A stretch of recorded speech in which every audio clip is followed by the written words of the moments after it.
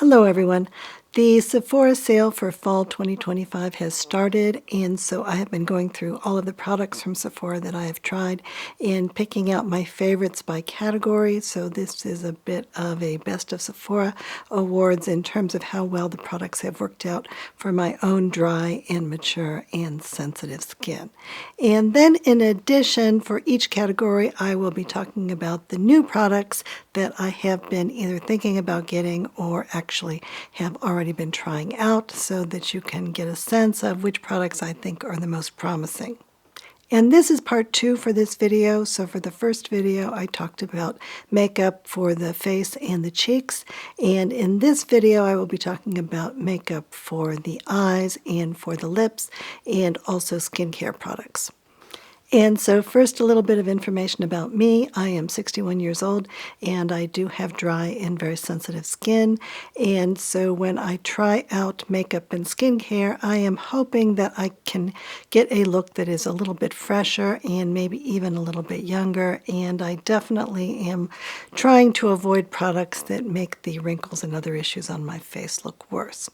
And in addition, I have found that there are certain ingredients that always do irritate my sensitive skin, and I know that these ingredients tend to be very irritating for many other people as well, and so I just don't talk about products with those ingredients on this channel. And then in addition, recently I did come to the conclusion that if I use products with any kind of scents in them, even if they are just natural fragrances, that my skin tends to not do as well as if I just totally avoid those kinds of scents. And so for the skincare products that I'll be talking about in this video, all of these will be totally fragrance-free.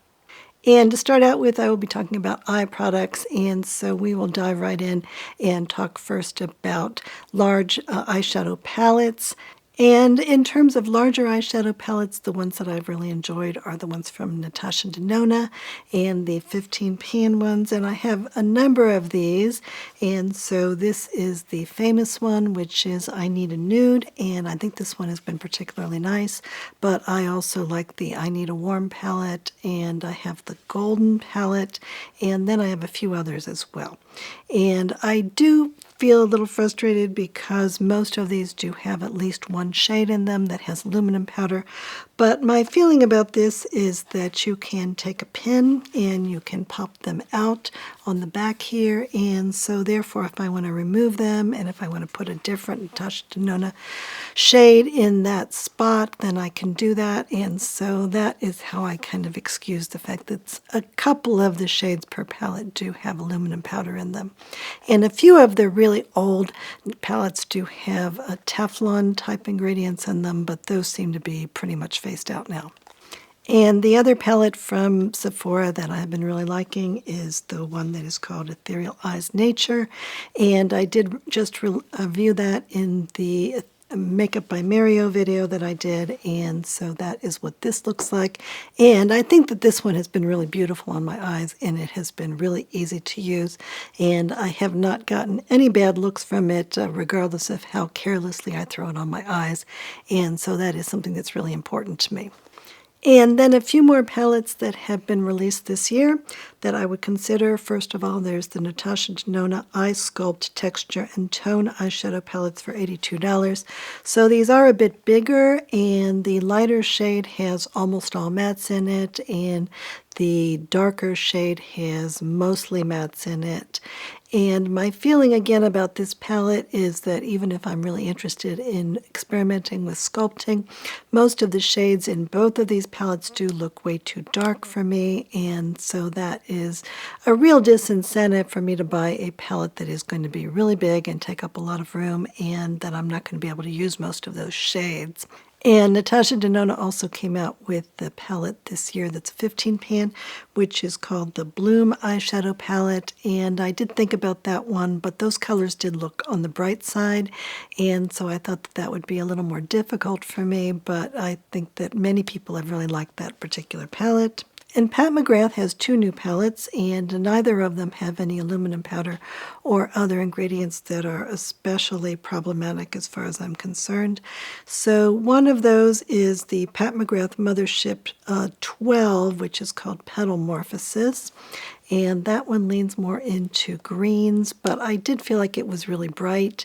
And in general, I do feel like Pat McGrath is creating makeup in that line for people with darker skin tones. That was like actually the stated purpose of the line. And although there are some products from Pat McGrath that I do really, really like, I think in general that these eyeshadow palettes, that they just tend to be a little bit overwhelming for my complexion. And I do have the palette 10 and palette 11, and neither of them have any aluminum powder or Teflon or anything like that in them, and I am able to use them, but I do feel like the looks that I get from those get kind of carried away, and I think that that would be even more the case with this mothership. And then even more so with the other palette that she released this year, which is called Pat McGrath Gilded Nirvana Mega Eyeshadow Palette, and that one is $72, and those colors look even more bright. And then Hung Van Gogh released 8 different palettes, and each of those have 8 eyeshadows in them. And each of those is clinging pretty tightly to a particular color story. So there's some that's blue, there's some that's orange, and there are a couple of them that are neutrals. And so I would be a little bit interested in picking up one of those neutral palettes. They are $49. The rumor that I've been hearing, though, is that of all the Hung Van Gogh products, that these may not be as good a quality as some of the other products. And so I'm questioning whether or not I should start out by trying out this palette. And so I'd be interested to hear from you whether or not you're actually interested in having me experiment with it, or whether or not you'd rather have me try on some other things. And now let's move on to small eyeshadow palettes. And so the one that I have liked the most, and that I've purchased quite a few of them already, are the YSL Couture Mini Clutch palettes, and these are $68, and so that is quite expensive for an eyeshadow quad. But I do really like the formula of these. I feel like they are super blendable, and that every time that I put them on my eyes, I do feel like they give me a really terrific look. And so this year there are 4 new quads that are available at Sephora, in addition to some of the more popular ones that have been available in the past. And so I have 2 of these. So one of these is called Sunrise Safari, and this one is kind of peaches with a little bit of sparkle to it, and so I thought that that would go well on my complexion. And then another one that I picked up was the Captivating Dunes one, and this one is quite cool, much more cool than I think a lot of the other palettes that have been in the past. These are almost like taupey gray browns, and I think that these are very pretty as well. The one that I would like to pick up is called Unexplored Garden, and that one has been pretty difficult to get, and it is not currently in stock on Sephora, but if it were to come into stock before the Sephora sale, that would be really great, because I would like to be able to get a deal on that one. And then another eyeshadow palette that is smaller that I do use really frequently are the mini eyeshadow palettes from Natasha Denona. And so I do have quite a few of these, and I use them really frequently because I feel like I can just throw them in my makeup bag, and I'm not real concerned about them breaking. And so far, nothing has broken, but if they did break, they're only $29, I think. And so that it would not be the worst thing in the world. And so, for instance, this one is called My Mini Dream, but I think of it as being sort of a mini version of the I Need a Nude palette, and I can get a look that is very similar just from this little tiny palette. And so a few of these do have aluminum powder in them, and so I don't pick those up. But the ones that I do have worked really, really well for me, and I do intend to keep picking these up as they are released. And then another small palette that was released last year are the Makeup Forever Artist to Go palettes, and so these are fairly reasonably priced. They are $32, and they have 6 different shades in them, and I think that the color combinations in these are really attractive. And so there are 2 of them that are available at Sephora, and then if you look on the Makeup Forever website, there are another 2 of them, and I have, I think, maybe 3 of these, and I think that they have all worked really well for me, and that none of them do have ingredients in them that I find to be problematic, and I have really liked them. And I also am a fan of the Kaja eye bentos, and so these again are fairly reasonably priced. They are $28, but you can often get them on sale, especially during the holiday season. And so they have 3 different colors of eyeshadow, and they come in these cute little containers where you can pull them up like this. And so I think that these are performing really well for me, surprisingly so. And they are made in Korea, and I don't think that any of them have aluminum powder in them, or at least I've been able to find quite a few of them that do not. And then I also like the Patrick Ta Major Dimension Eyeshadow Duos. And so these are sparkly eyeshadows, and they are fairly expensive. They're $42, but I think that they are not overpriced. And so each of these has 2 different shades in it. And the one that I have is called Still at the Club, and this is 2 different shades of brown. And I feel like this one has one shade that has more like topper pearls in it, and one shade that's a little bit more like a metallic. But I think most of these duos have actually 2 different shades in them that are more like topper shades. And so you can either wear them together or you can wear them individually. And what I mostly do is wear them on top of other eyeshadows to give them a little bit more interest value. And they did come out with, I think, 4 new shades of this just a couple of weeks ago, and I do think that those look appealing, and so I would like to take a look at them in my local store before I actually spring for them. But I do think that these have been much nicer than what I would have anticipated, and that I have gotten a lot of use out of this brown shade. And then a few other small eyeshadow palettes that are new at Sephora this year. First of all, there's the Patrick Ta Major Dimension Essential Artistry Edit eyeshadow palette. And so this is an all matte palette that is designed for sculpting. And the thing that I find really appealing about that is that it has 6 light colors in it that are not going to be too dark for me. So I feel sure that I could use all 6 of those. And it has been the case that people have been talking about eye sculpting a lot more in recent months or years, and I have been a little bit interested in that, but most of the palettes look like they are almost all shades that are too dark and that are also really large palettes. And so I am really interested in picking up this one from Patrick Ta, and I probably will buy that during the sale. And I do like Natasha Denona's eyeshadows so much that I tend to pick up most things that she offers. And the new one is called the Natasha Denona Essential Eyeshadow Duo, and this is just 2 different eyeshadows that you can just throw on. One is more of a matte that's a little bit of a pinky taupe, and then there's a sparkly shade, and that is $30. And so if I can get that on sale during the Sephora sale, that does interest me.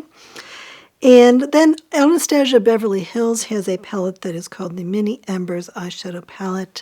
And that is a palette that the shades are quite grungy, and they are looking like they are fall shades. So there are a lot of oranges and other kinds of warm colors. And there's one shade in there that is kind of a gray blue.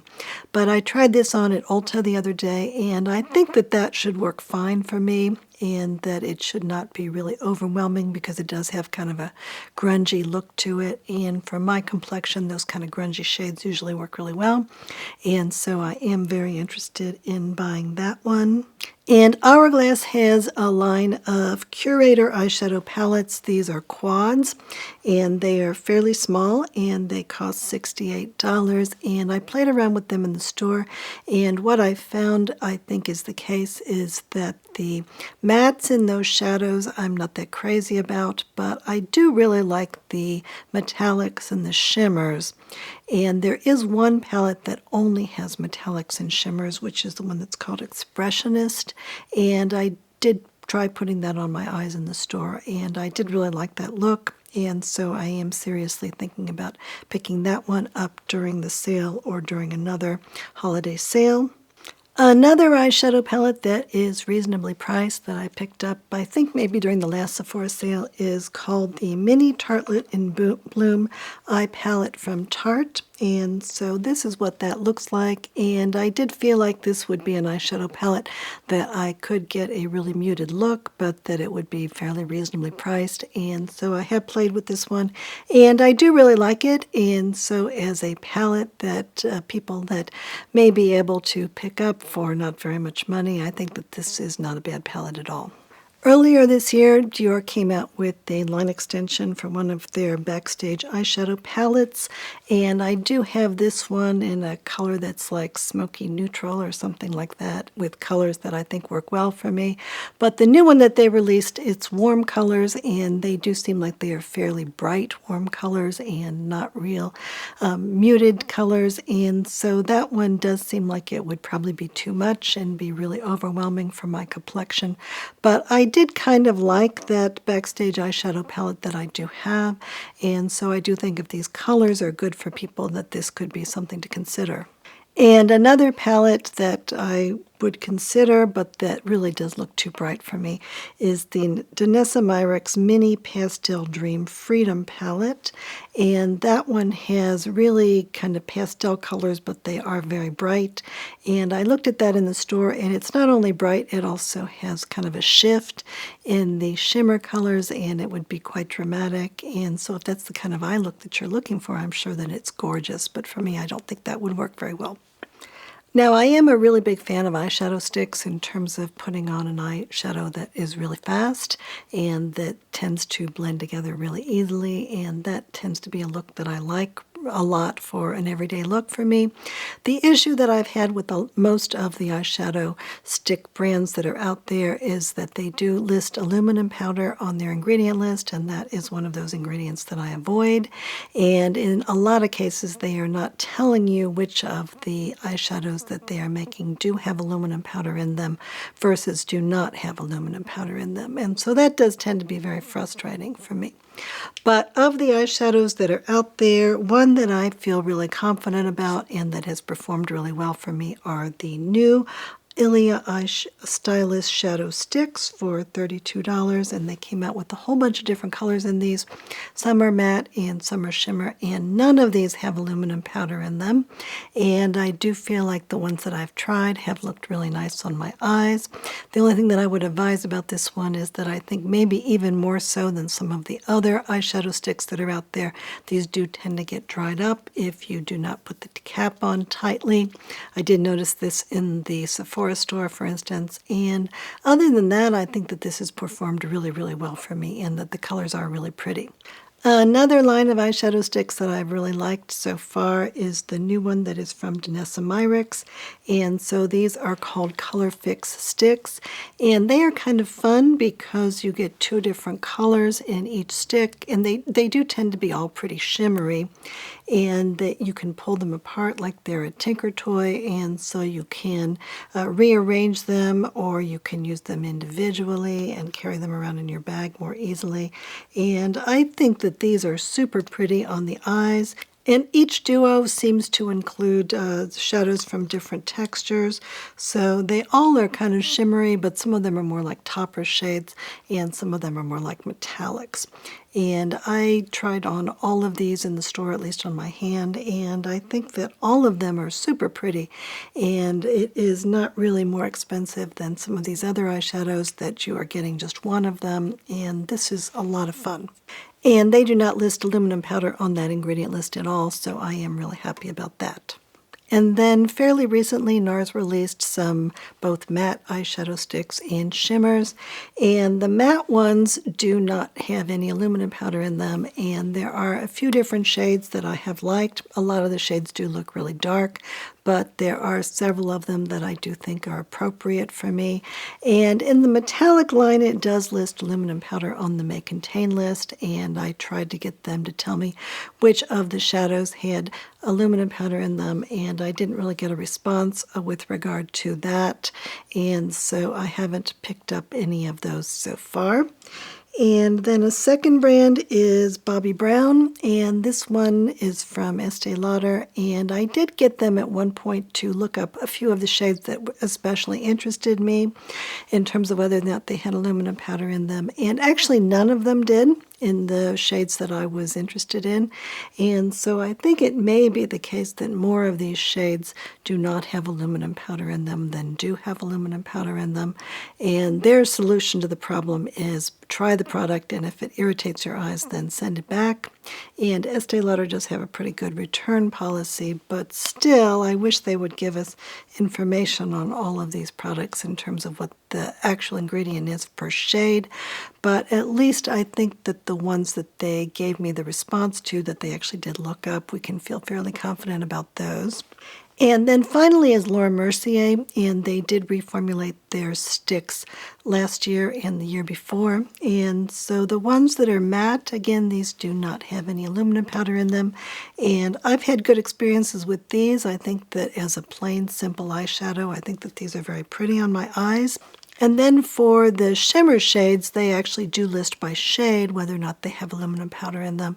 And so you can pick up the ones that do not have aluminum in them if you're interested. The issue for me is that I don't feel like I'm liking the way that these look on my eyes as much as I used to. I think that some of them do look on the patchy side.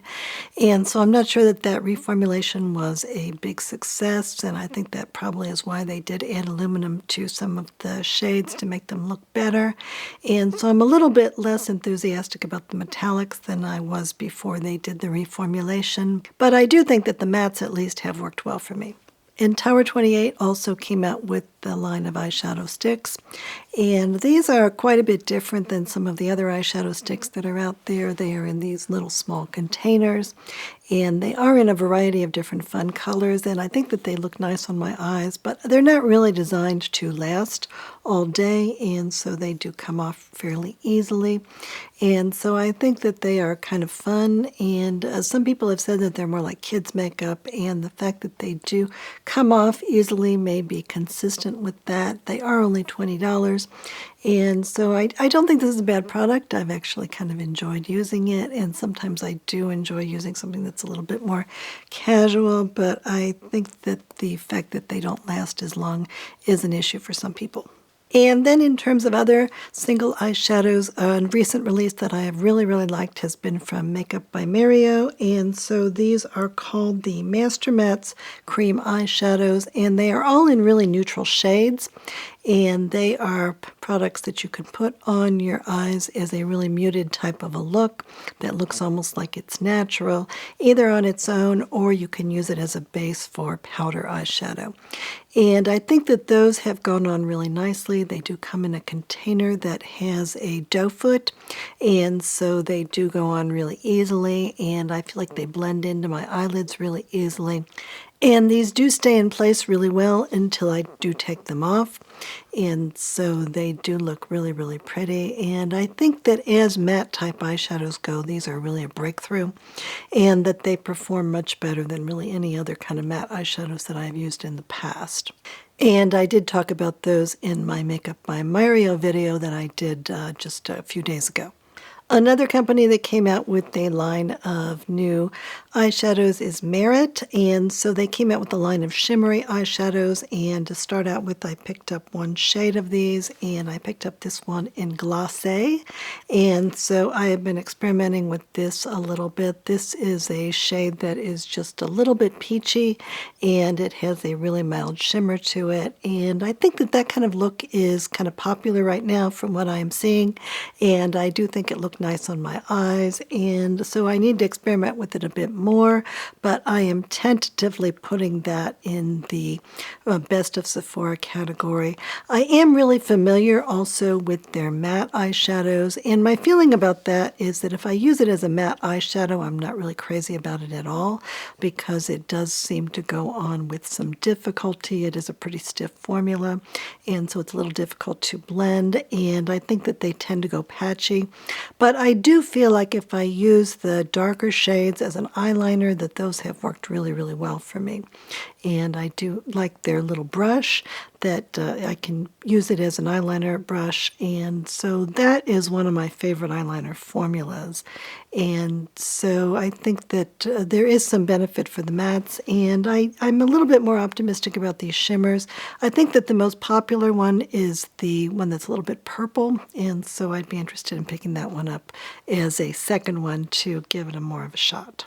And then I also like the Urban Decay Moondust type shadows, and so those are available individually, and then during the holiday season you can get them available in a palette. And so this is a palette that I picked up a couple of years ago, and there is a new palette that's available this year as well. And so the most popular shade in this is called Space Cowboy, and I picked up one that I also really like that's called Lithium. And I think that as a topper shade to put on top of a matte type of an eyeshadow to give it a little bit more of an interest value, that these have been really terrific, and they're not real expensive. Now, in terms of eyeliners, I do really like eyeliners, and I like the look of eyeliners, but a few years ago there were really no eyeliners almost that I could use because many of them did irritate my eyes, and then also many of them were not performing very well. And so now I think that there are quite a lot of them that are performing really well for me, and so I'm very happy about that. And I kind of feel like all of the eyeliners that I've been using recently have been a little bit similar in a lot of cases. So one that I have tried out that is recently released is from Sephora, and I guess I will go ahead and say that this is the top one, even though most of these others are that I'm going to bring up are very similar. And so this one is called Eyes Up, and I have this in a taupe shade, and so on one end of the pencil it has a little brush, which I think is very nice to try to smudge it. I do like this better than a smudger, and so I'm really happy they put that little brush on there. And the pencil formula has been really easy for me to use. And I purchased this in a shade that's called taupe, and I do really like eyeliners that are in taupe shades now, and so I will continue to use this one, but in general I think that I might pick up another one from this brand because they do have some other pretty colors as well. Some of them are shimmers. And I also like this Makeup by Mario eyeliner, and I have this in a taupe shade, and I think that this has performed really, really well for me, and so therefore I'm interested in possibly getting some more shades in this one. They did just come out with a bronze type of a shade and also a metallic blue type of a shade, and I think I've had enough success with this one that I would like to pick up another one. And YSL has a line of eyeliners that is called Lines Liberated, and these are, I have this one in a shade that is a bronze color, and I think that has been very nice, and that is what I put on my eyes today. And then there are several other shades that I think that these have performed similarly to the Makeup by Mario and the Sephora one. And then a couple of other older pencils that have been around for a couple of years at least are the Laura Mercier Caviar Tight Liner Eyeliners. I think that these are really good, and there are several shades on the Sephora site, and if you look on the Laura Mercier website, then there are some more additional shades. And I also really like the Caloray ones, and these have been around for several years, and I wish they would bring out a few more shades in these because they do perform really well. But this one, for instance, is brown, and there's one that's kind of a greenish type of a color, and then black.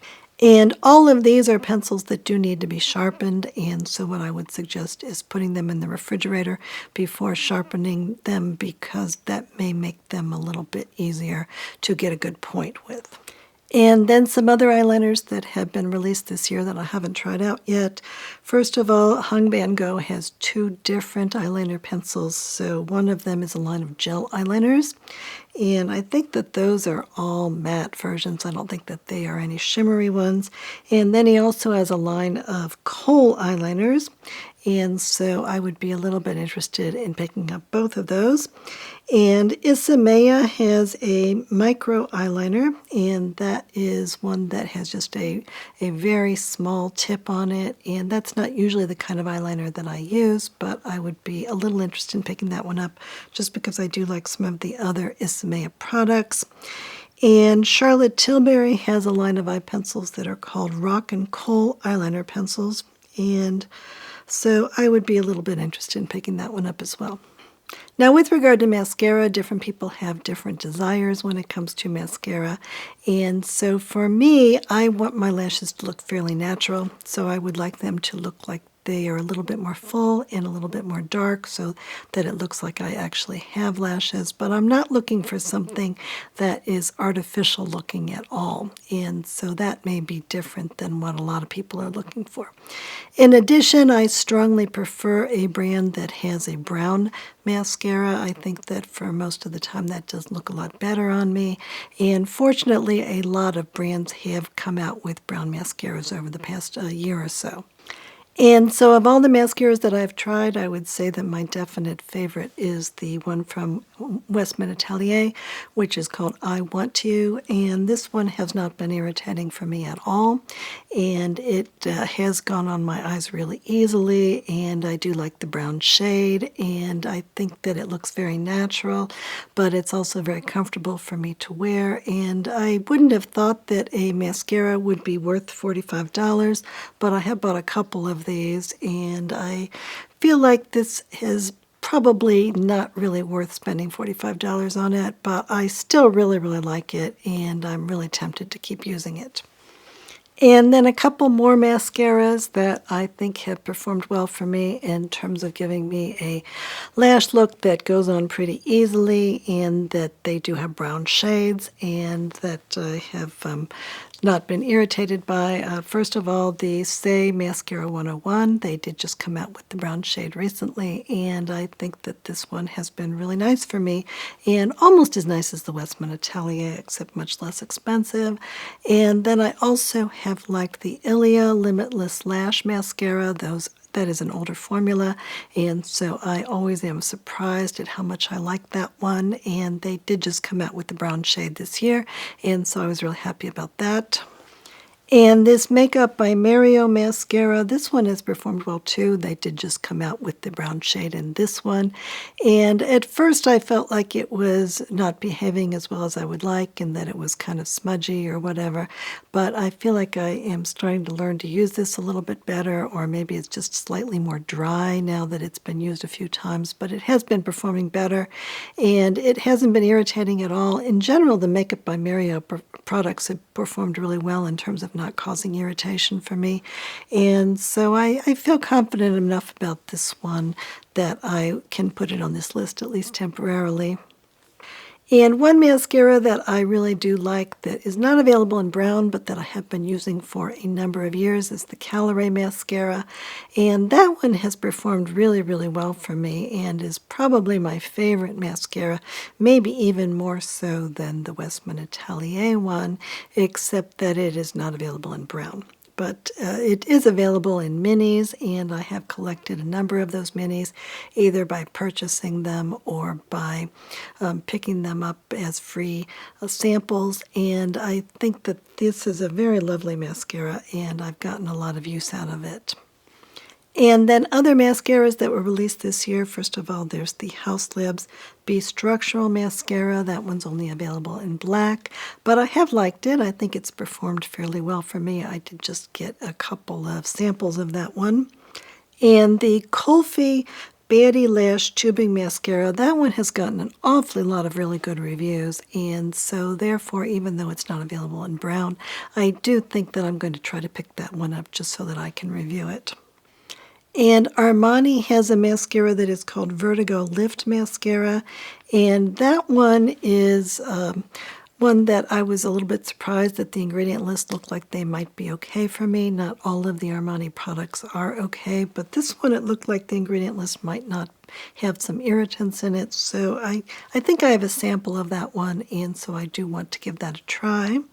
And then there are a couple of lash lengthening mascaras, and these do not include prostaglandin analogs in them, but I am still kind of nervous about that anyway, because I did try the lash serum from Kosas, and that is not supposed to have prostaglandin analogs in it either, but it did seem to be really, really irritating for both my brows and for my eyelashes when I tried to use it. And so that has kind of made me give up on the idea of using any kind of lash growing potions, even if they don't have the prostaglandin analogs in them.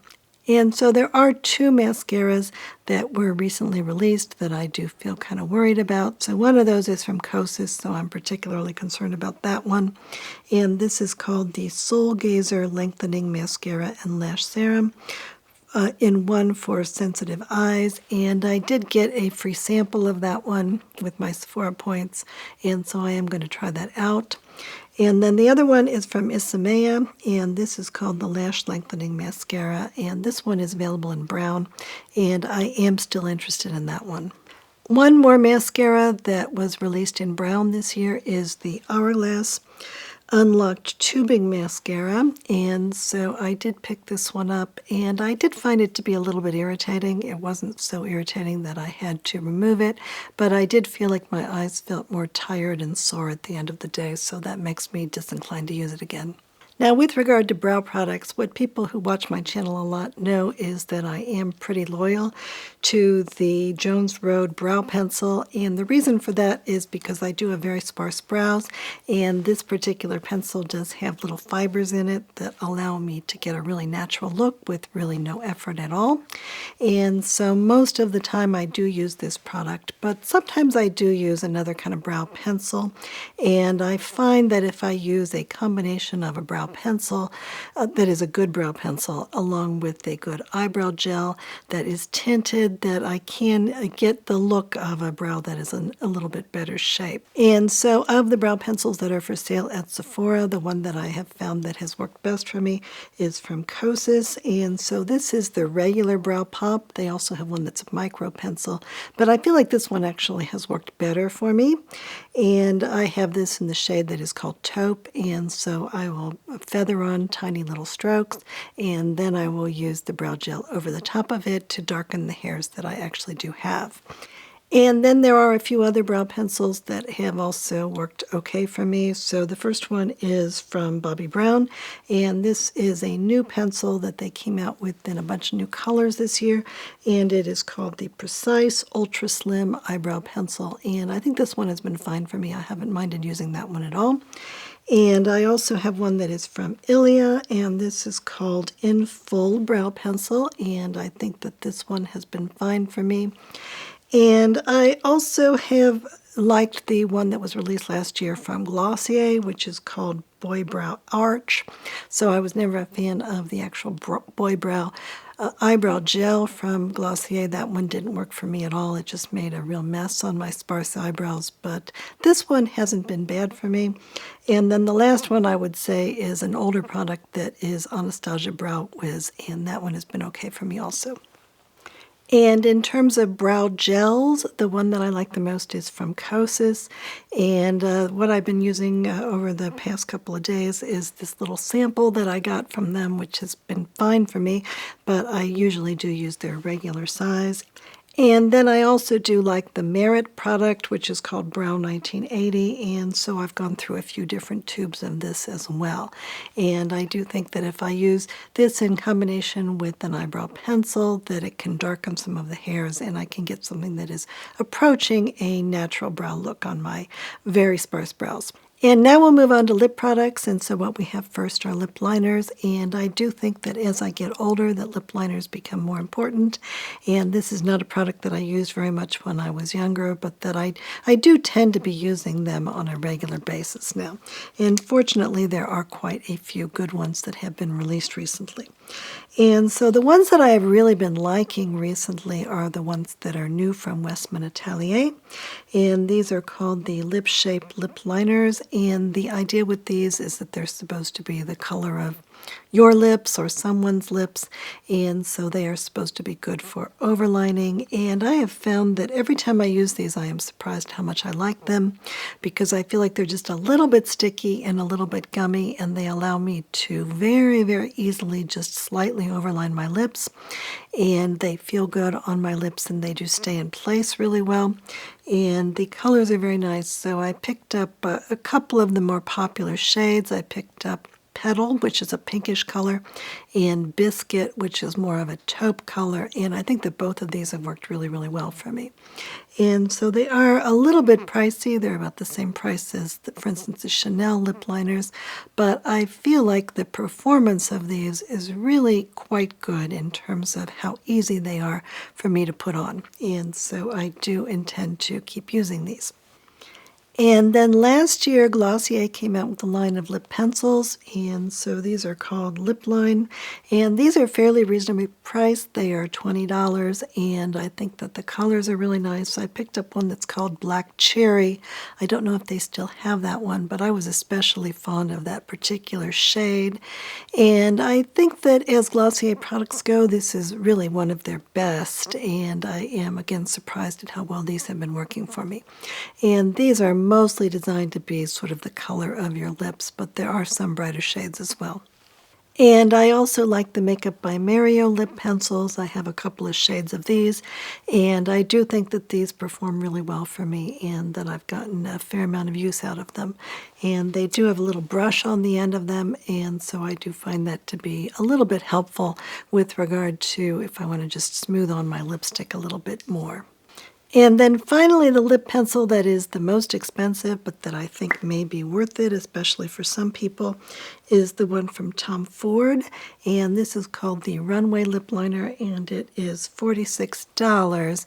But I think that this is categorically different than anything else that I've ever tried, because it does stay on my lips really, really well. And so it does go on pretty easily, and I do think that it looks very nice, but I think that the real issue with this one is that if you're looking for something that's going to stay in place for a long period of time, then that is definitely what this particular pencil is going to give you.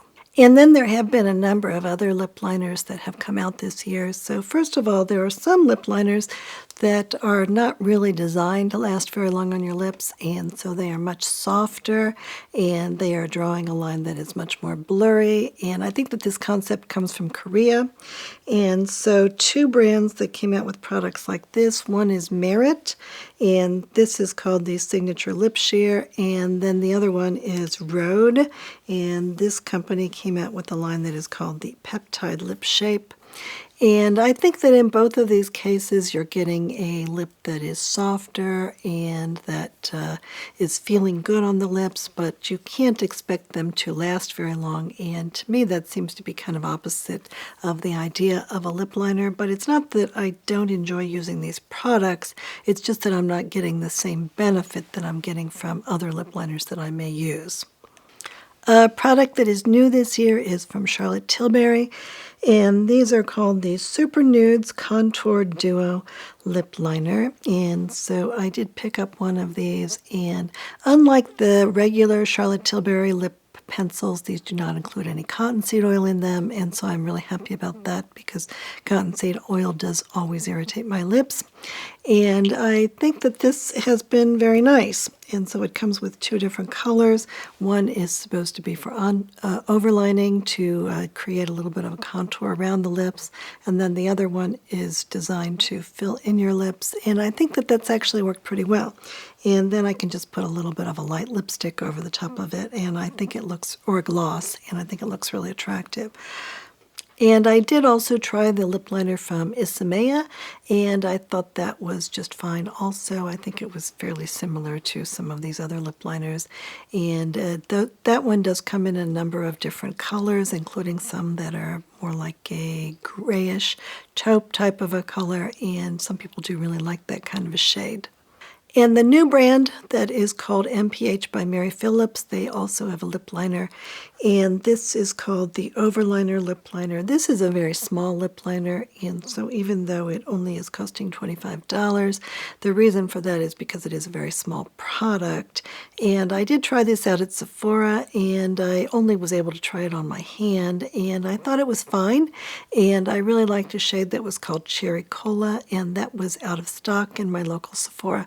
So I am still interested in picking that particular shade up, but so far I have not tried that actually on my lips. And then Hung Van Gogh has a lip liner that's called the Accentuating Longwear Lip Liner. And I have heard really good things about Hung Van Gogh's lip products, both the lip liners and the lipsticks. And so I do want to pick up one of each of those during the Sephora sale to try out. Farrah Hamidi has a line of lip liners, and this is called the Smudge and Contour Lip Pencil. And their regular size is $36. They do have a mini size that's available for $24 that's on Sephora. And I might be interested in picking that up, even though my experiences so far with Farrah Hamidi have not been that great. And Pat McGrath had to redo her lip pencils because the old ones had Teflon type ingredients in them. And so the new ones are called the Legendary Longwear Lip Pencils. And I have not heard very many people review those, and so I'm not sure how good they are, but I would be interested in trying that. And now let's move on to lip crayons. And one product that I still really like is from Haus Labs, and this is called the Haus Labs Le Monster Lip Crayon. And these come in a variety of different colors, and they are really easygoing. They twist up, and I feel like they have a really kind of a neat and nice look on my lips, and they are available in a variety of different colors. And so to get a look that is sort of matte looking but also very easygoing and pretty, I think that this is a really terrific little product and highly overlooked, I think. Another product that I do really like are the lip crayons that Pat McGrath came out with a year or two ago. And these are called the Dramatic Mega Lip Pencils, and so they come in a variety of different shades. And these are pencils that you do need to sharpen, and so that could be a negative for some people. But I do think that they have performed really well for me, and I think that they really stay in place really nicely, and they hold up really well. And so if you're looking for something that's more like something that you can wear when you are eating, and that you might not have to touch up as much, and also that gives kind of a matte look, but a really wearable matte, I think that these are quite good, and they performed really well for me. And then also NARS has a product that is called the Power Matte Lip Pencils, and I think that these perform really well too. They don't hold up quite as well as their Power Matte lipsticks, but they are close and they're not quite as drying, and so they are a bit more wearable, and I do like this formula quite a lot. And then last year, Ilia came out with a line of lip crayons that are called the Lip Sketch. And my feeling about these is that they are sort of halfway between a lip crayon and a lip pencil. And I do like the way that these go on. I like the way that they taste. I think that they look really pretty. I feel like, though, that when I wear them on their own and I don't put anything on top of them, that what tends to happen, especially with the darker shades, is that the line around my lips will stay more in place, and that the lip product that I fill in my lips with a little bit less heavily will be more likely to wear off, and then I will get to the point where it will look like I just have a line around my lips, which is not a look that I'm really looking for. But I do feel like if I use these as a base and I put on a little bit of like a lip gloss or a light lipstick over the top of them, then they hold up a lot better. So that is what I tend to do, or I tend to wear the lighter shades, and then that doesn't happen quite as much. For matte lipsticks, there are a couple of lines that are sold at Sephora that I do like an awfully lot. So first of all, Armani makes lipsticks that are both mattes and satins, and I don't think that they're that much different from one another. And so I will give the top award to the Armani matte lipsticks, and I do have these in a number of different shades. They are $48, so they are kind of on the pricey side, but I feel like especially in terms of the colors that these have been especially appealing to me. They do come in a lot of colors that seem to be really nuanced, and I feel like these are fairly wearable on my lips. They're not overly drying, and I don't feel like I necessarily have to wear a gloss or something over the top of them. And when I wear these on my videos, I do get a lot of positive comments about them, so I do think a lot of people like the way they look. And I also really like the Merit matte lipsticks that were released last year, and they do come in a variety of different colors, and I do feel like they are very soft, and they are very feel good on my lips. They don't feel very drying, and they taste pretty good to me. And in general, I think that this is a really impressive release that I have really, really liked. And the colors in these do seem to be very, very good too. And especially if we consider the price of $26, I think that this is a really, really impressive product. And then third are the NARS Power Matte lipsticks, and these are lipsticks that really stay on the lips for a very long time. And so if I'm looking to have a lipstick that's going to look good for a really long time, then if I put this down, then that will tend to last even through eating and even through a lot of stress on my lips. And the colors in this I think are really pretty. They are very dry, and actually what seems to happen is that I put them on and they seem like they are really creamy, but then within like a minute they turn into something that is much more dry. And so I do feel like I need to put these on top of a lip primer, and usually I'll put a little bit of gloss on the top of them, but if I put a little bit of the right kind of gloss or right type of balm on the top of them, I still feel like they hold up really well. And in general, I think that they look really good on my lips. And for times when I want my lipstick to last a long time, this is my first choice. And then in terms of satin lipsticks, I would say that my favorite satin lipstick that's sold at Sephora would definitely be the one from NARS that was released last year. And so this is called the NARS Explicit Satin Lipstick. It is $42, which is fairly expensive, but I think that these do perform super well. And they do come in a lot of really lovely shades, and I feel like they look really good on my lips and they taste fine. And they do have plastic in them, but I think that as performance goes, that these are really at the top of the heap and one of my favorite makeup products of all that I wear.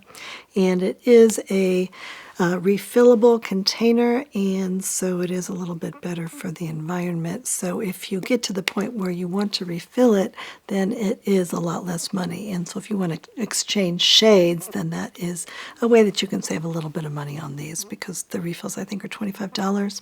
And I don't think at all that the Armani satin lipsticks are worse than the matte lipsticks. I think that they're actually very similar to one another. I just happen to really, really like those NARS Explicit lipsticks, but the Armani satin lipsticks are lovely as well.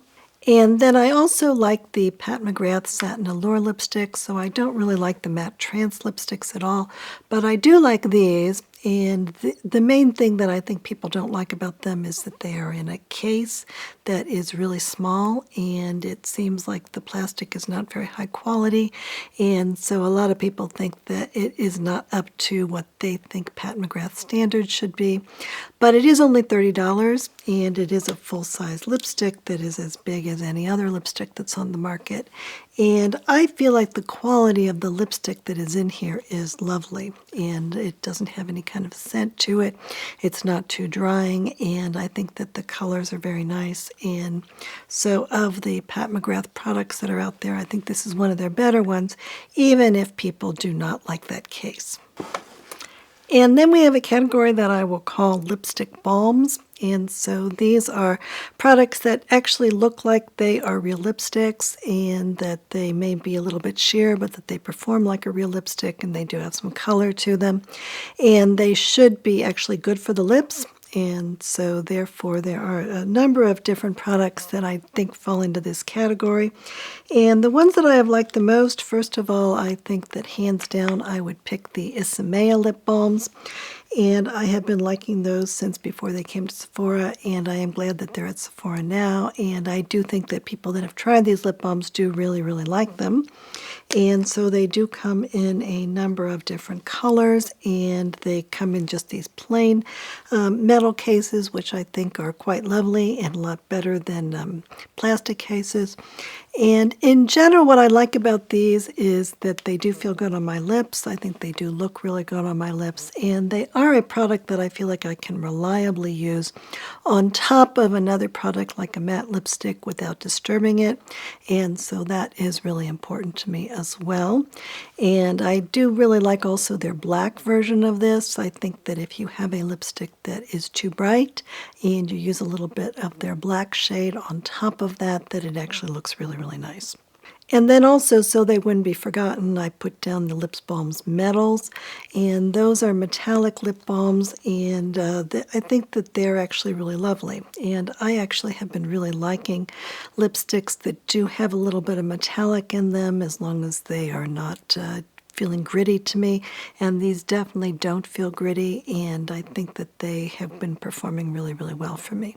I also have always felt like the Merit Signature Lip Satin lipsticks are actually more like what I would think of as a lipstick balm, and so I would put those in this category. And the only thing that I will say about these is that after a couple of years, then they do start to smell like they're going rancid. So I have a lot of lipsticks that do last for longer, but I do think as long as you keep these fresh and replace them every year or maybe every 18 months or so, they feel really good to me, and they certainly are good for my lips, and I do really enjoy wearing these. And they come in a lot of different colors, a lot of which are kind of on the grungy side, which makes them very easy for me to wear. And in a lot of cases, they're giving a look that seems to be reaching back to the 1990s, and I do feel comfortable with that.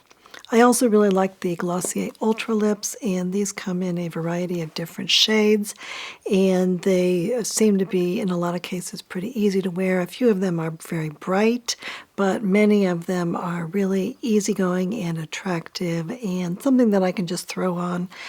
They do have plastic in them. I feel like they are so easygoing that I'm tempted to wear them really often, and the plastic does dissuade me a little bit, but I do really like the way that these look and the way that they taste. And they are only $20. $22 now, and so I can replace them pretty often, and so if I go through them, then that doesn't seem like a big deal to just buy a new one.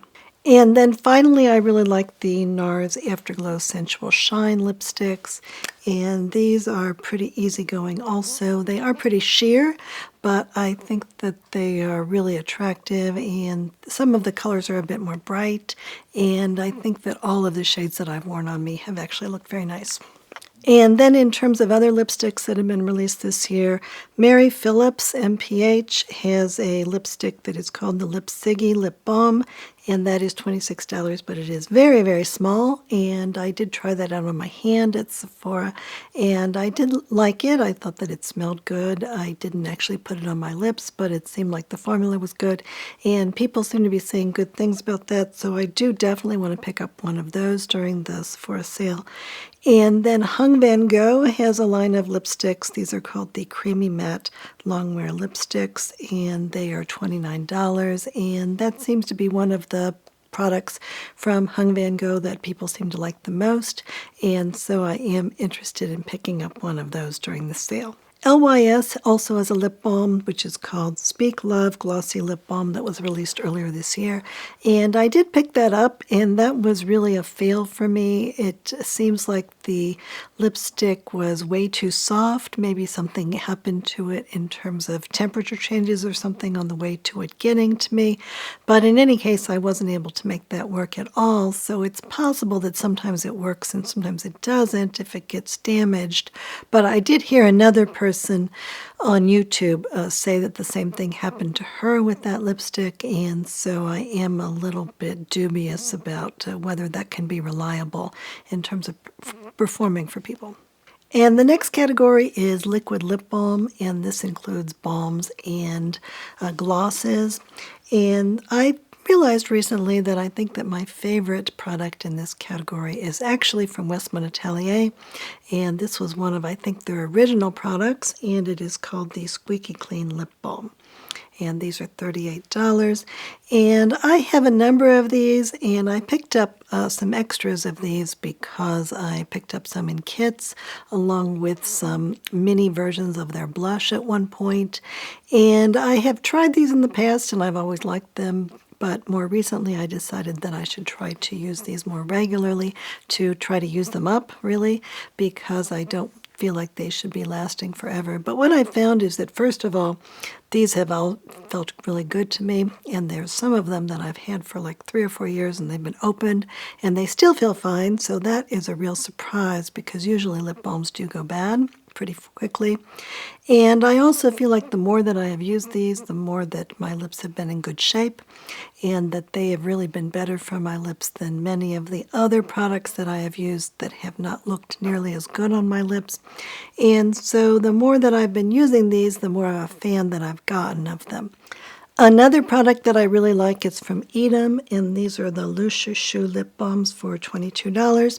And so they come in these little tubes, and I really like the way that these feel on my lips, and I also like the way that they look on my lips. And surprisingly, although most of them do have a flavor to them, the flavors have been fine. I feel like that they are very natural. Most of them are flavored like with fruit, and there was one that was recently released that was flavored like guava, which I felt was fine.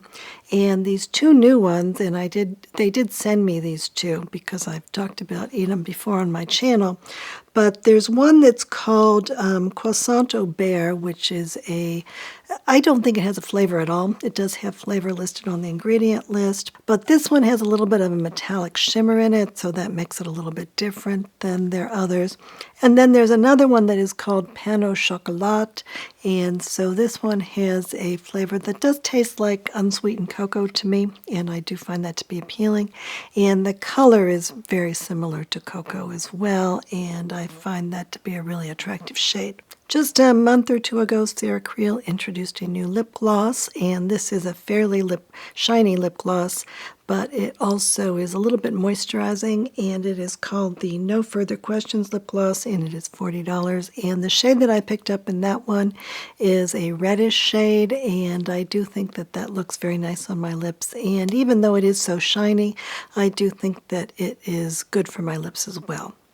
And then 2 older products that I am still liking. First of all is the House Labs product, which is called PhD Lip Glaze. And this one does have some peptides in it. And so it is supposed to be plumping, but only from those peptides.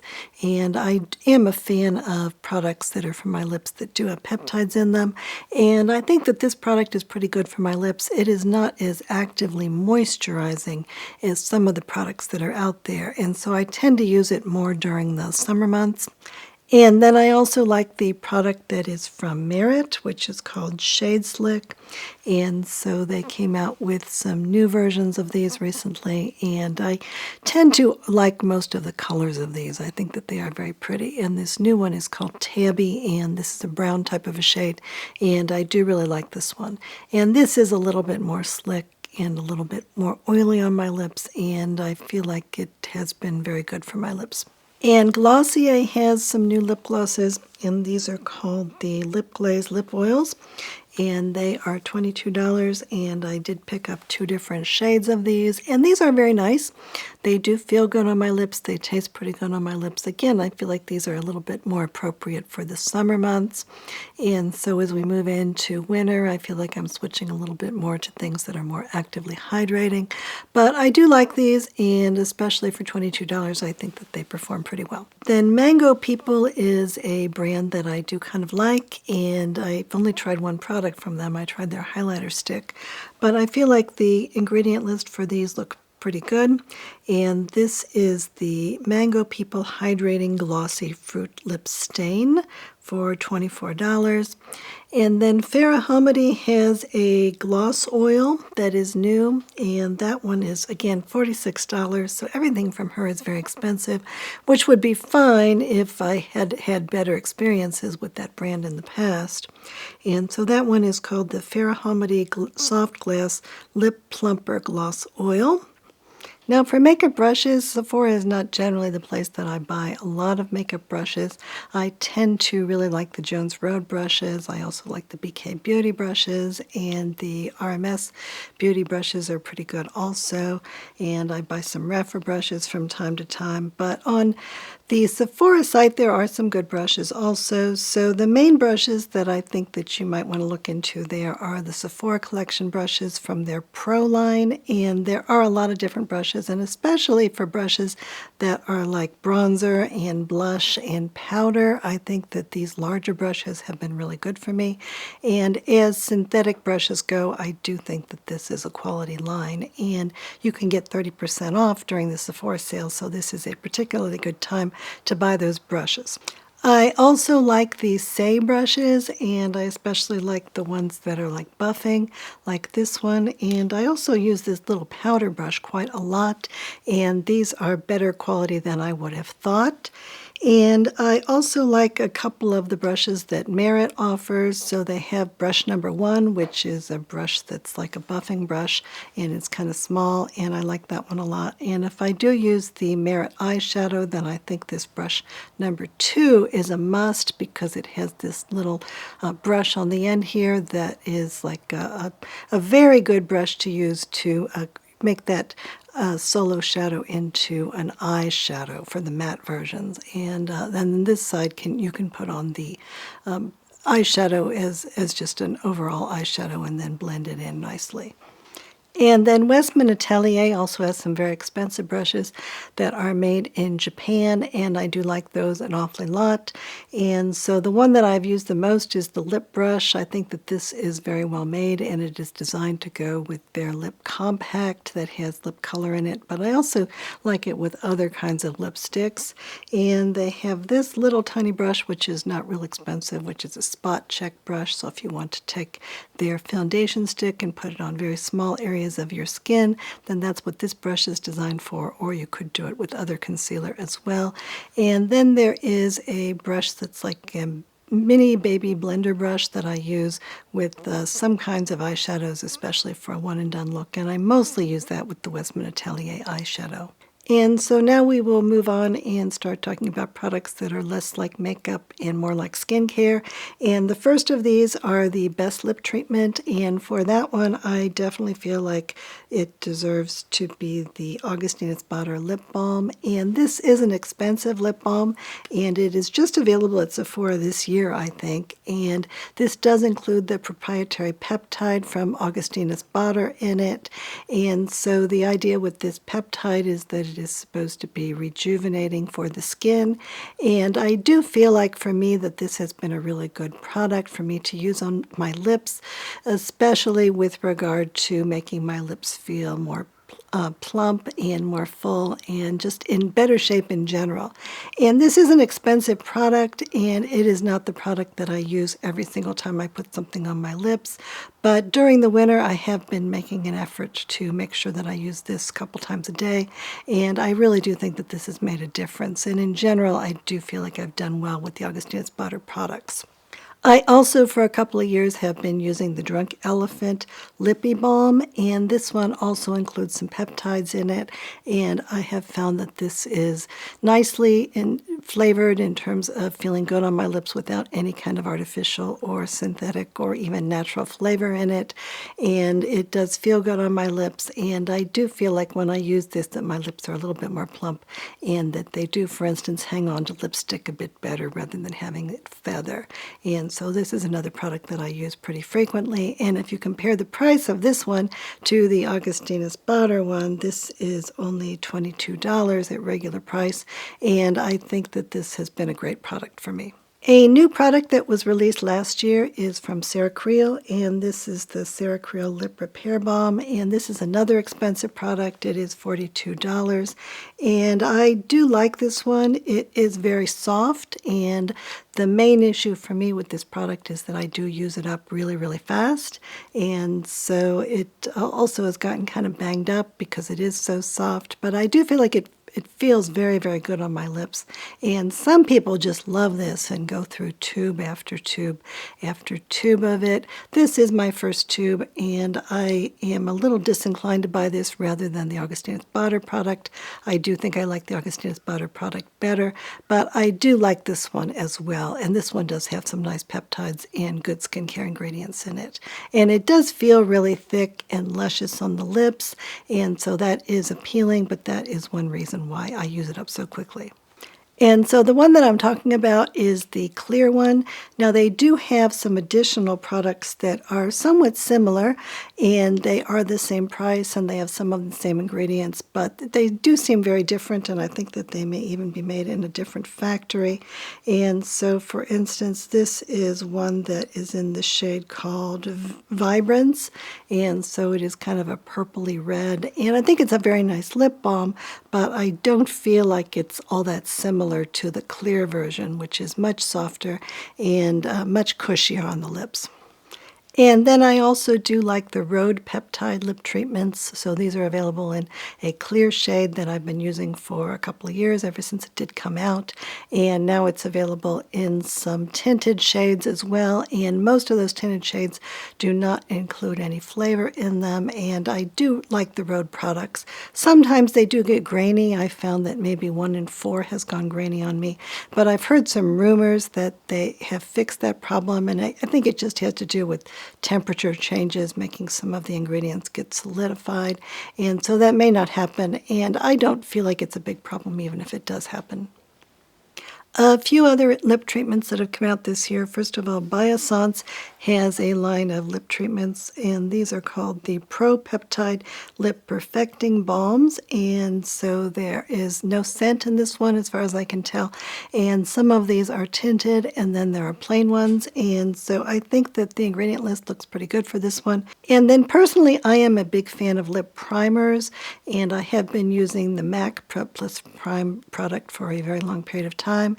And when I don't use that one, I've been using the RMS Tinted Daily Lip Balm in the clear shade underneath any kind of matte lipstick that I might be wearing. But last year, Sarah Creel came out with a line of products, and she has a lip primer that is called Lip Grip Line Filler, and this one does not have any scent in it. So one thing I'm not crazy about with regard to that MAC product is that it does have vanillin in it. But this is a lovely product, and it is a little bit on the expensive side. It's $36, but I feel like if I am using a matte lipstick that this makes a tremendous difference if I put it on underneath, and that it is worth spending the money for it. And now let's talk about makeup removers, and I think of everything that Sephora is offering, that the one that I like the most to take off makeup is the Clinique Take the Day Off. So this is an older formula, but I do think that it is very popular and it has worked fine for me. It does have some plastics in it, but otherwise the ingredients look good to me, and it is totally unscented, and it does have some PEGs in it that do a good job of removing my makeup but then washing clean, which means that I don't necessarily need to use a second cleanse with this particular product. And so that is saving a step for me. Pharmacy reformulated their Green Clean this year, and so they have one that is now available in both scented and unscented versions, and it is different than in the past. They took those PEGs out of it, and so I don't think that it rinses as cleanly as it used to. But nonetheless, I think that this is an acceptable makeup remover, and it does leave a little bit of a residue of wax or oil on my skin, and so I do feel like I need to do a quick second cleanse with this one, but I think it does do a good job of taking off my makeup, so I was less disappointed with the reformulation than I was fearing. And a lot of the skincare that I buy is from places other than Sephora, especially with regard to cleansers. But there are a couple of cleansers that I am willing to use. The first one is from Augustina's Butter, and this one is called the Cream Cleansing Gel. And I do like this one a lot, and it does cost $74, so that is quite expensive. And I don't think it's necessary to spend quite so much money to get a cleanser. And this one does have their proprietary peptide in it, and so in theory it's good for the skin, but it's on the skin for such a short period of time that I don't think that you are getting very much benefit from that, even if there is very much of it in there, which there probably isn't. But what I will say is that this is totally unscented. It does feel good on my skin.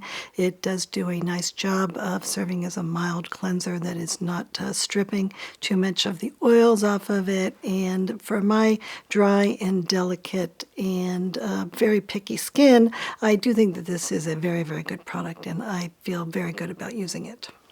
And then another product that I'm willing to use is a new one from Ilia, and this is called The Cleanse. And this is more for me like a summertime cleanser. It is a gel cleanser that turns into a very, very foamy cleanser. And so in the summer, that can feel kind of good on my skin. I feel like it's not quite as moisturizing as I would prefer during the wintertime months, but in general, I do think it's a very gentle cleanser and that my skin does like it. Now, with regard to exfoliators, this is not a product category that I use all that often. I do feel like my skin doesn't really need that much exfoliating, and I think that part of that is because I am not using that much silicone on my face. And in any case, when I do need an exfoliator, the one that I have liked the most is from Biossance. And so this is called the Squalane plus Lactic Acid Resurfacing Night Serum. And this one does just include lactic acid in it. It doesn't include anything that's stronger like glycolic acid. And I feel like it is very gentle, and that besides that acid, that there really aren't any ingredients in there that my skin would find to be irritating. And so if I have some kind of an area on my face that I feel could use a little bit of exfoliation, then I do use this one, and I do think it's quite nice. I feel like I mostly have been using it like in my chin area, which tends to get some bumps in it probably when I pull hairs out. And so I think that this is a very nice, mild exfoliator that works well for things like that. And for an exfoliator that is also, I think, quite mild and that has worked okay for me, but that is a little bit stronger, there is the Drunk Elephant Framboos Glycolic Resurfacing Serum. So that one includes glycolic as well as lactic acid, and so it is a little bit stronger, but my skin does not seem to mind it too much even so. And for light moisturizers that I use mostly for day use, I have been really liking this CeraCreole Moisture Source. And so this is a liquidy product, and it has some oil in it and some other ingredients, and so you need to shake it up. And I only use a few drops of this, and I do feel like that does a very nice job of moisturizing my whole face.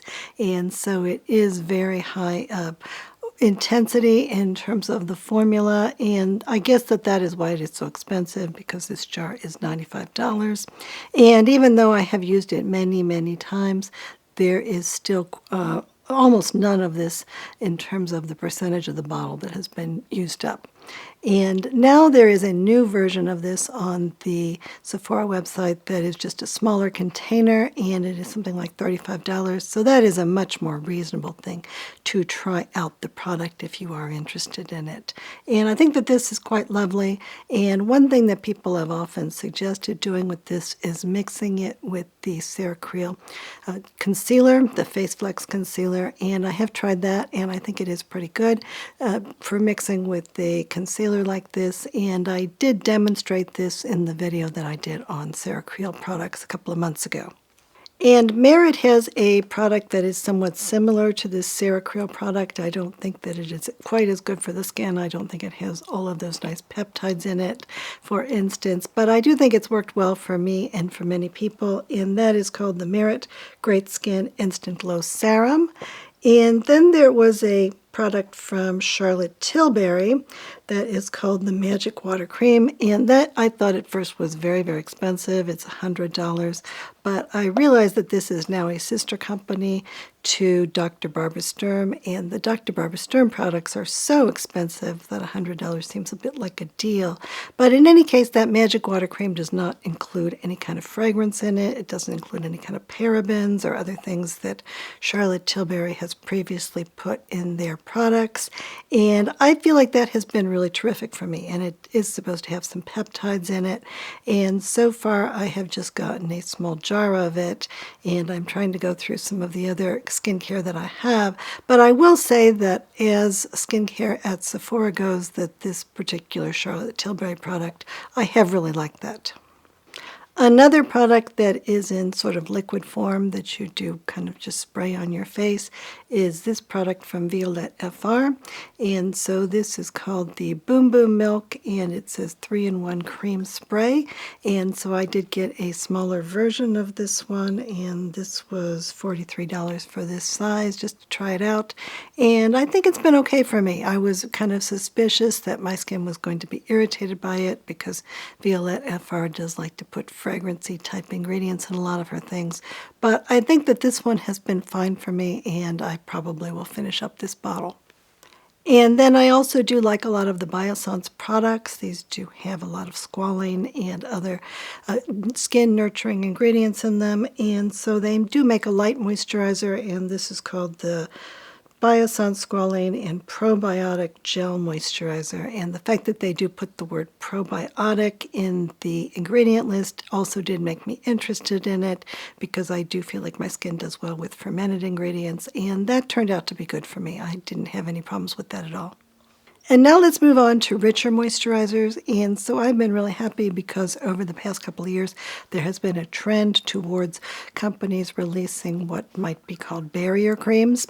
And that is exactly what I want, because these barrier creams tend not to have any kind of scent in them, and they tend to have really good ingredient lists, and they also tend to be pretty rich.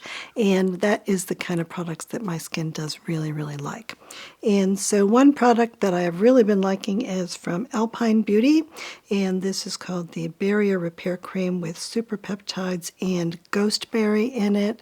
And this is a cream that my skin does really, really like, and I am happy that it has those peptides in it. And in general, I've gone through a couple jars of this.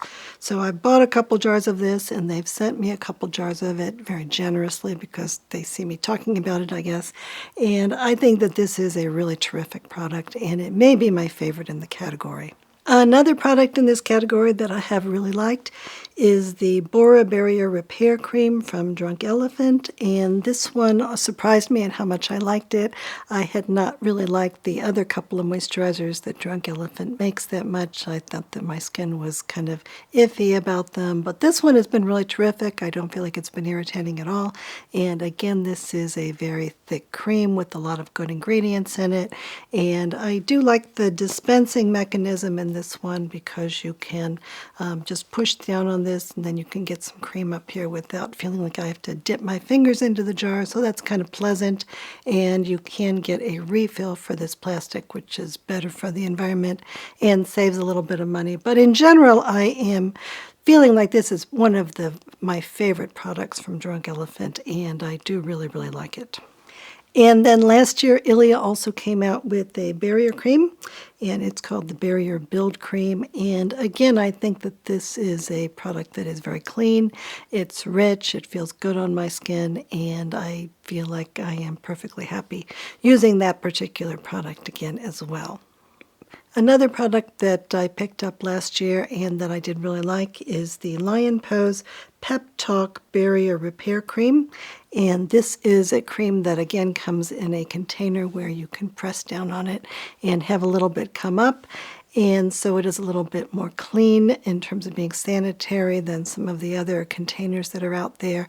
And that one I think is a little bit less rich than some of these. And so it is a cream that I actually use more during the night in the summer months, but during the winter, sometimes I use that one on my face during the day. And so I might pick up some of this for use during the winter months as we move into times when my skin is going to get much more dried out. And then Biossance also has one of these creams, and the one that they offer is called the Squalane and Omega Repair Cream, and I have used quite a bit of that as well, and I do think that one works well on my skin also. And for eye creams, the one that I like is also from Alpine Beauty, and this is the Alpine Beauty Line Filling Eye Cream, and it does come in a little jar, and I do try to use that up within 6 months because things that are eye creams tend to have very little preservatives in them, and so using them up fast is important. But I do like this eye cream, and it does have a few different ingredients in it that I do think may be helpful for me. So first of all, it has caffeine in it, and I think that that may be important with regard to puffiness, and I do feel like when I started to use eye creams that had caffeine in them, my eyes did become a lot less puffy and a lot better looking. That was something that I definitely noticed when I first started, and so I do want to stick with eye creams that have caffeine in them.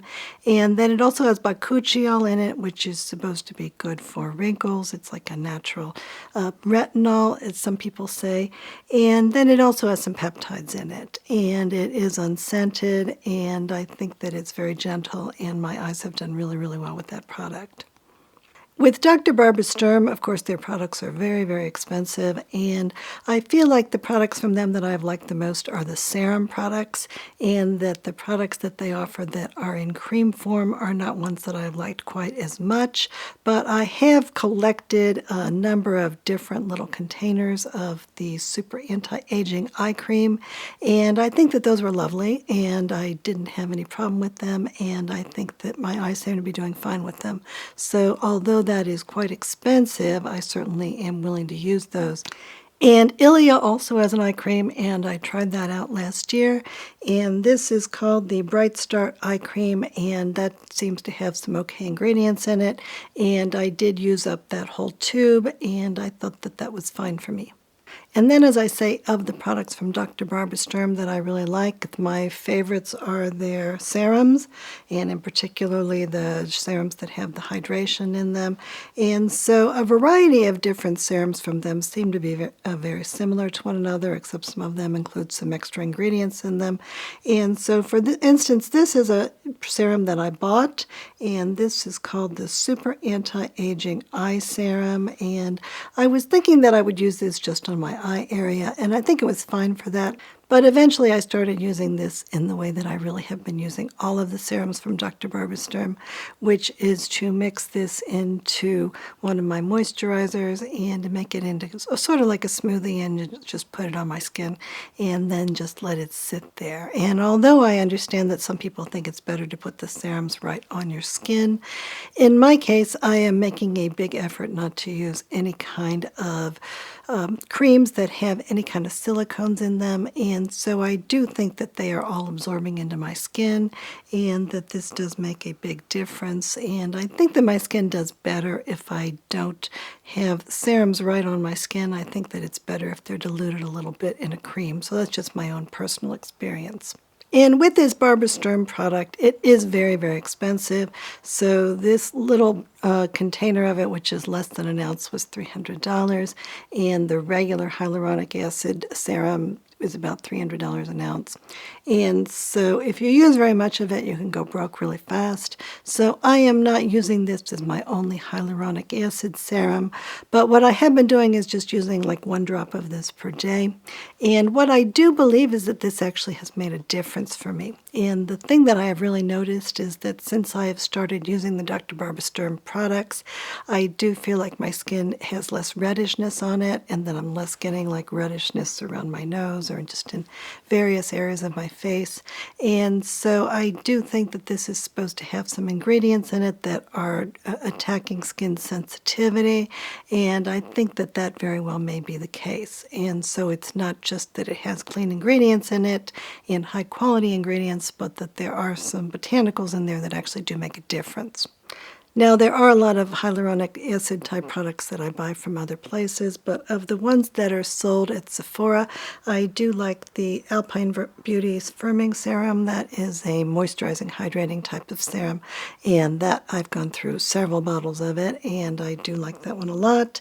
Drunk Elephant has a serum that is called Behydra, and I think that that one has been fine for me, and I've used up a bottle of that one. And Glossier has a product that is not too expensive that is called Super Bounce, and I have not really liked any of the Glossier skincare products, but I do like this one, and I think that for something that's not real expensive to buy at Sephora, that is a good possibility. And then I created a category that is just best anti-aging skincare, and I mostly did that because I don't really think of this Augustinus Butter Rich Cream as my main moisturizer.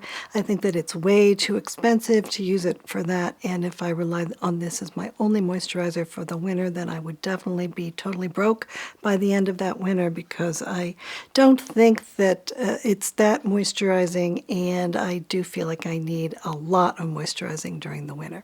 And so what I'm mostly using this for is a delivery device for their proprietary peptide.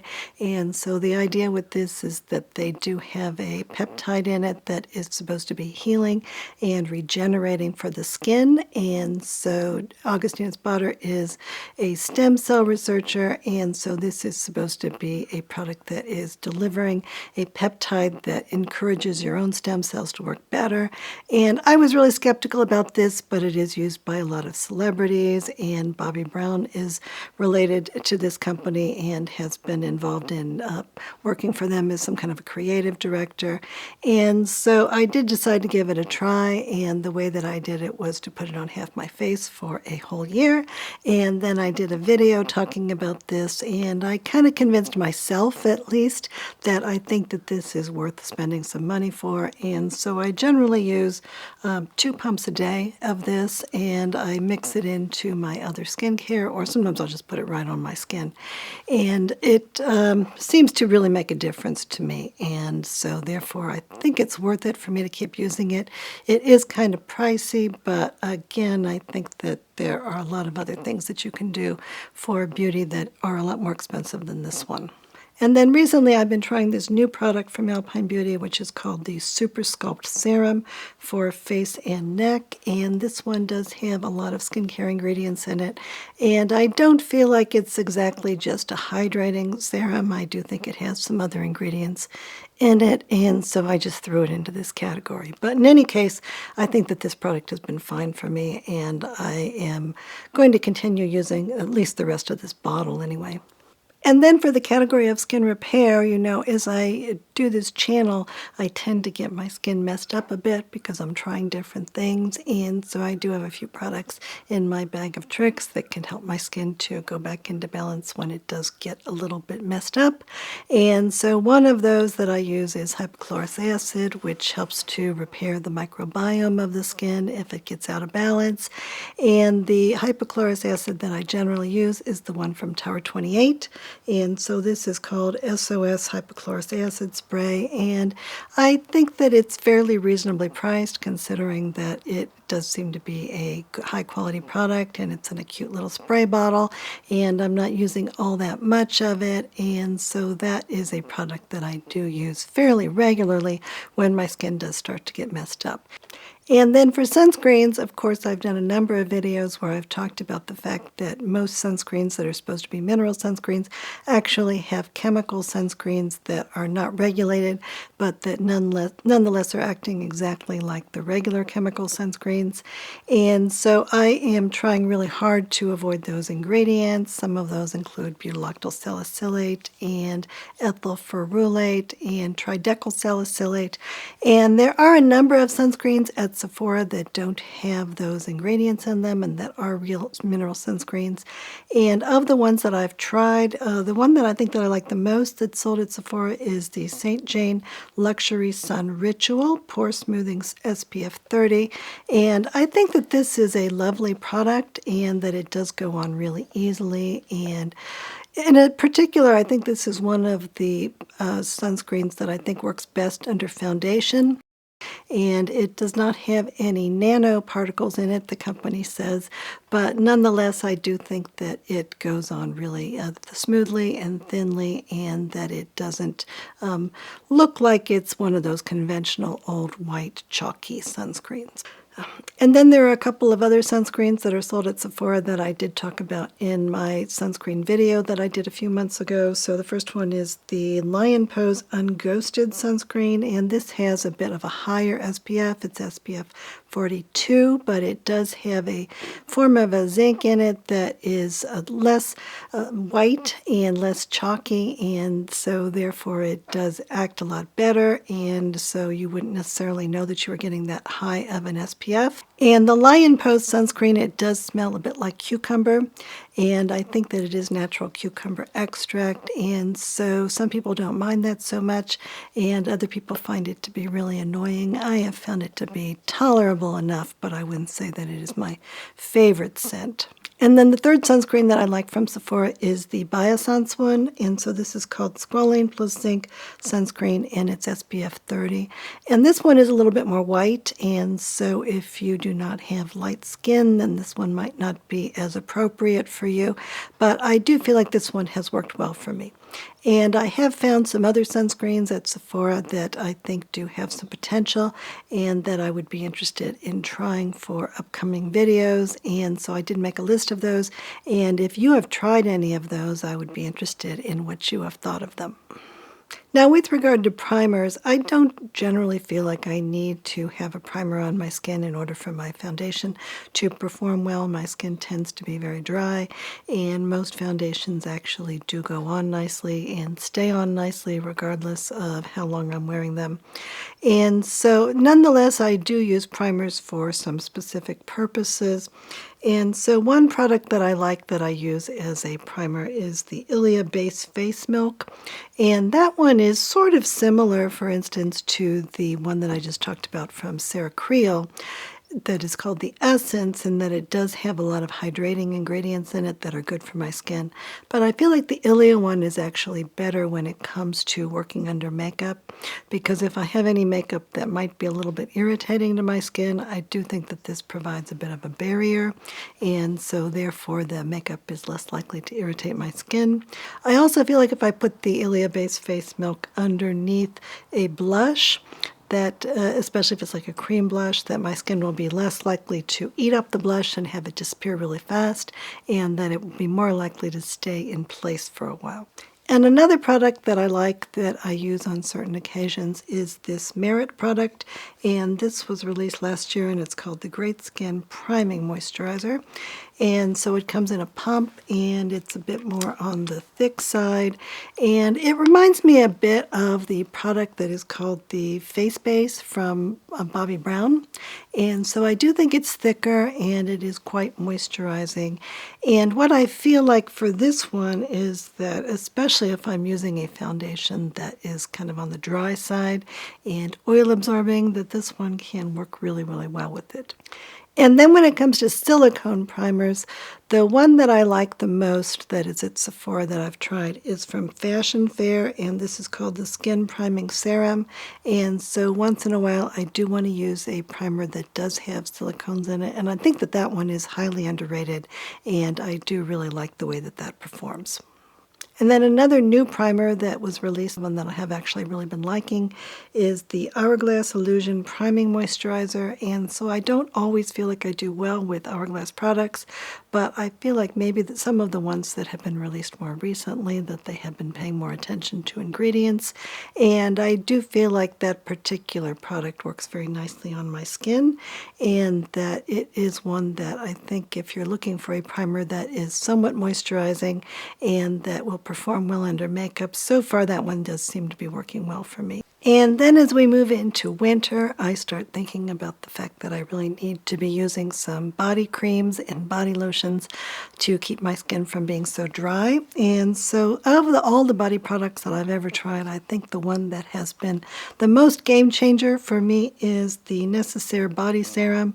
And so this is based on hyaluronic acid, and I do think that if I add some of this to some of the other products that I am using, that they become much more hydrating, and I do think that hyaluronic acid works for me so much better than glycerin does. I don't think that glycerin does much for me, and I do think that a product like this really makes a huge difference. And when I put any kind of cream on my body, I do almost always add a squirt of this to the mixture to make a smoothie out of it, and I think that that helps tremendously in keeping my skin hydrated. And then of body lotions, I do like the one from Necessaire as well. And so I do go through this. And this is a product that does have some peptides in it. And so I do think it is good for the skin as well as being moisturizing. And for me, it doesn't have quite enough oil in it, and it doesn't have quite enough hyaluronic acid in it for me to always use it on its own.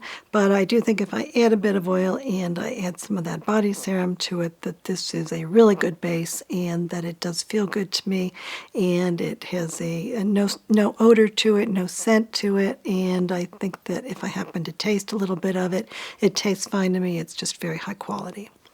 And a couple of the products from Biossance I think are very nice for the winter. So one of these is the Unscented Squalane Plus Caffeine Toning Body Cream. So I'm not sure how much of a difference this caffeine makes, but I do think that this particular product, it's sort of like a body butter, and it is a very nice texture. And although it does, it's pretty thick, and it seems like a conventional body butter, I think it does absorb into the skin pretty easily. And the squalane in it is very nice, and in general this is something that I use a lot of during the winter. And for hand creams, I have tried out a whole bunch of them, and the one that I think I've been liking the most is the Necessaire one. And this is a hand cream that does include an awfully lot of peptides in it, and although I do feel like a hand cream, generally I need to put a little bit more oil or something in it to make it a little bit more souped up. I think that this one is pretty good on its own, and I have used quite a bit of it so far. Another hand cream that was released last year is the Drunk Elephant TheraBeau Buttered Reparative Hand Cream, and this is a very close second to that Necessaire product. I think that it might almost be tied, and that this is definitely one of the better products from Drunk Elephant that I've enjoyed.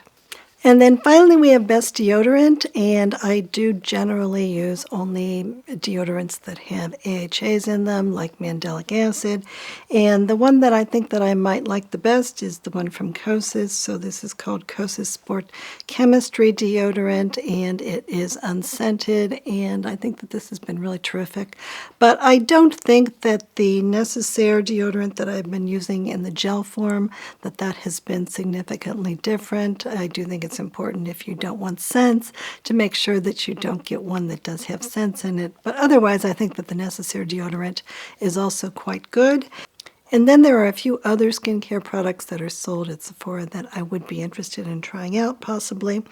And so in terms of cleansers, Merit has a cleanser that is called Great Skin Double Cleanse. And then Tower 28 did send me a sample of their SOS Gentle Hydrating Gel Cleanser, and that one looks like the ingredients might actually be okay for me. And Rhode is a company that has a new barrier butter, and I do generally like barrier butters, and I did like their lighter version of a barrier cream that was released earlier that is more like a day cream for me. And Isamaya has a product that is called the Microbial Gel Face Prep Primer for $40.